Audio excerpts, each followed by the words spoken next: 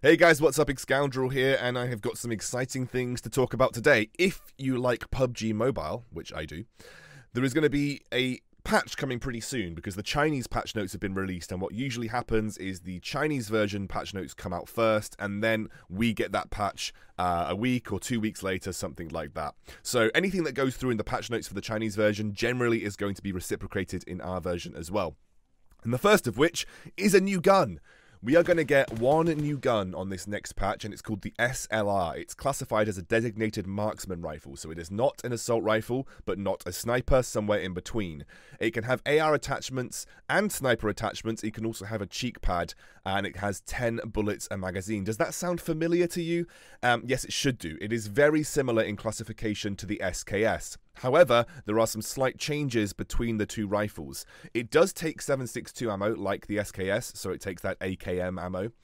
However, it is slightly slower between shots. The SKS has a time between shots of about 0.09 seconds, whereas this is going to have 0.11. It is quicker than the Mini 14, but slower than the SKS. However, it deals considerably more damage than both of those weapons. It deals 61 to the body with 0 armor, and it deals 137 to the head with 0 armor. And if you watch the armor classification video and you understand how the reduction in armor works, you'll know that you'll be able to figure out what it is with helmets 1, 2, and 3 and body armor 1, 2, and 3. However, I'm really excited about this gun. I think it's going to be a great medium to long range weapon, and with some of the other balance changes, it might be a really attractive option. Now let's get on to the new attachments. We are going to have a total of 3 new attachments for most guns, the first of which is going to be the thumb grip. It goes on the M4, the SCAR, the UMP, the SKS, and the AUG-A3. It reduces vertical recoil, but it increases horizontal recoil and increases recoil recovery time.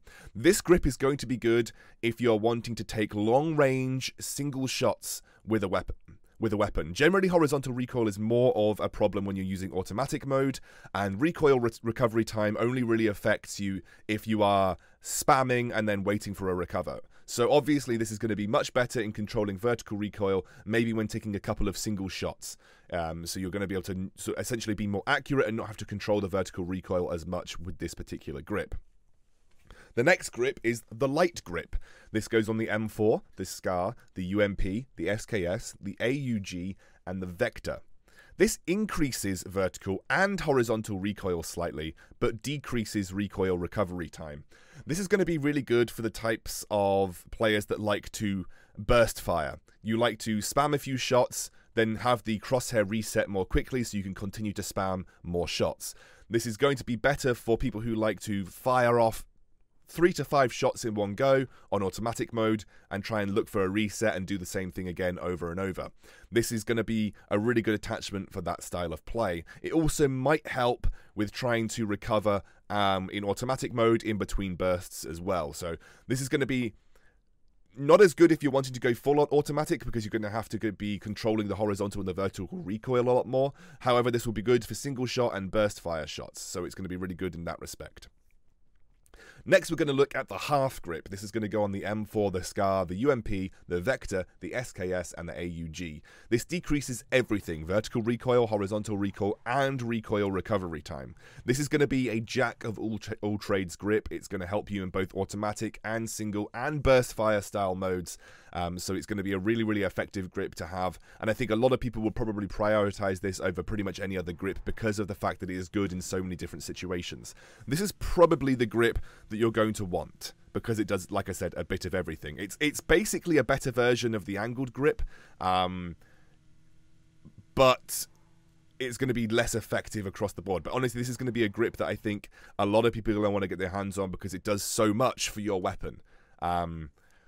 And I think I'll be looking to prioritize this on all of my assault rifles especially, because it's going to be good for both single fire shots from a distance because of the vertical recoil and the recoil recovery time, as well as burst fire because of the recoil recovery time and the vertical recoil. And also it's going to be great for automatic mode when I come up close and personal with people, because vertical and horizontal recoil are also being taken down, and especially horizontal in that respect too.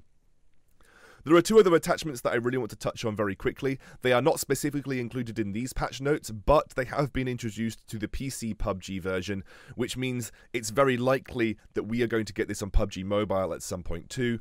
The left is the VSS cheek pad. Now, the VSS is going to get some love. It's going to get its own individual attachments, including a cheek pad, which you couldn't previously put on it.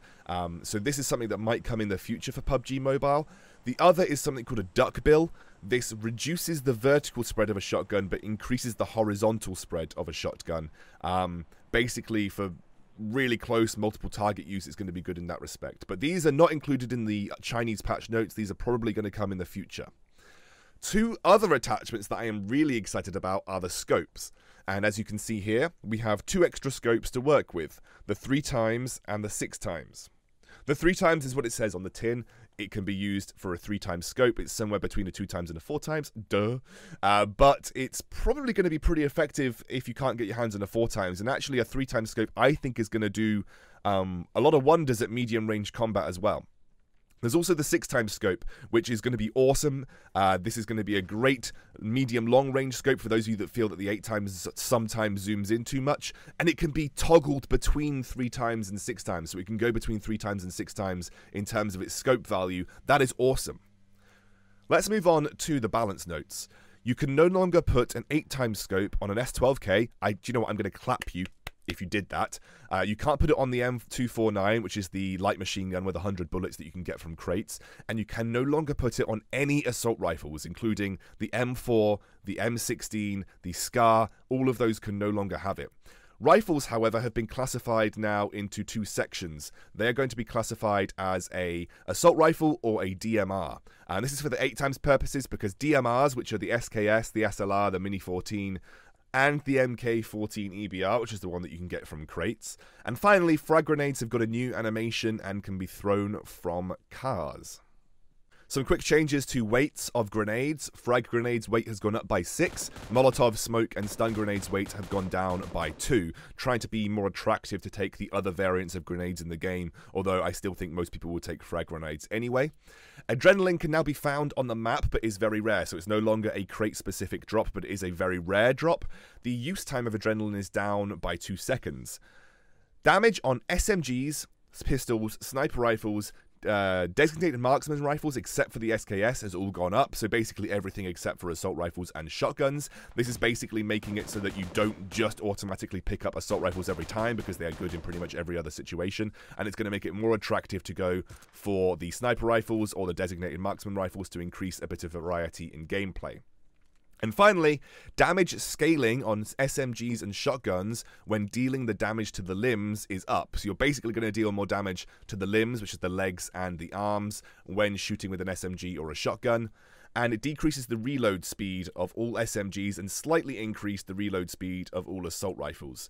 Again, just trying to make assault rifles that less attractive option because they are just so good in the current state of the game. So there are some game updates to talk about as well. War Mode, which is essentially a high-paced action deathmatch mode where you basically all parachute into a very small area, you get spawned with a random weapon, and you basically have to slug it out for the most kills.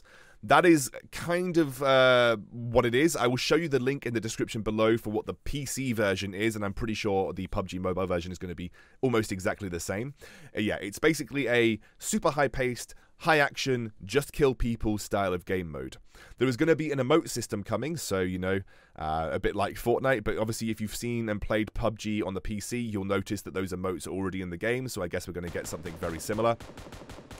We're also going to get a spectate function, so you can spectate your friends in-game, which is obviously going to be cool if you're looking to watch someone and you want to see how they play. This also is probably going to lead to tournaments, and you might see some tournament-style play coming on as well.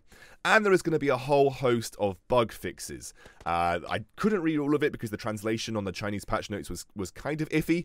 A lot of this is kind of essentially taking what I thought what the translation was and sort of applying it to what I know from PUBG PC as well.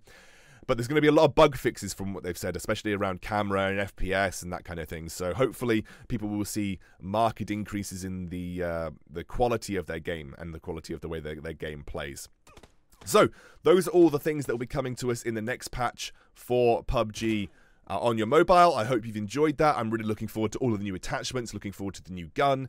and hopefully we'll get a chance to test them out and update our gun lists as well, because I'm going to do some more gun lists, especially because I want to make sure that we are covering all the guns in PUBG Mobile. Thank you very much, guys. I will see you soon.